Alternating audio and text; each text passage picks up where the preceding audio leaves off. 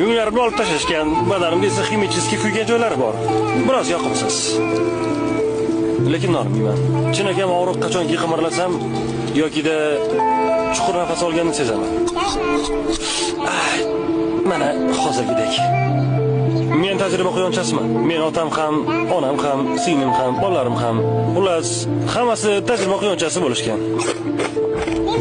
Ular hammasi o'lib ketishgan. Mening ham qismatim shu. Biz shu uchun dunyoga kelganmiz. Quyonlar uchun bu sharafli ish.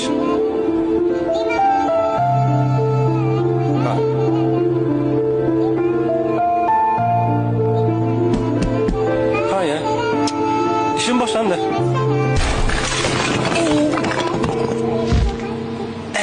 Judayam qo'rqinchli. Lekin men shunchaki ishimni qilyapman. Hoy, Ralf. Qayerda bir joyga yuribdi?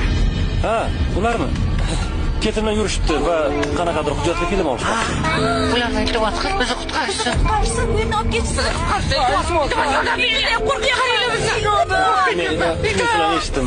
Okey. Menga qarang. Bu joyni kesib tashlab bo'ladi-yu.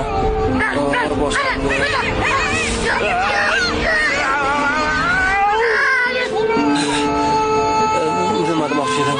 Sizlarga murojaatim hayvonlarga yo'q qarasangiz.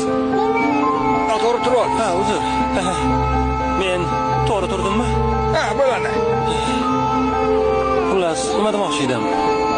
Sizlarga murojaatim hayvonlarga tajriba qilib ishlab chiqaradigan kosmetika, ko'zdagi suriladigan shampunlar, quyoshga qarshi kremlar, umuman barchasi vannangizda turgan hamma kremlar, kosmetikalar. Sizlar bo'lmaganingizda men ochig'i ishsiz qolgan bo'lardim. Qayerdadir o'rmonda. Oddiy quyondek.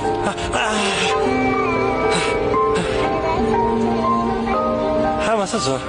Sizning chiroyingiz uchun hayvonlar ozor chekishi yoki qurbon bo'lishini bilarmidingiz?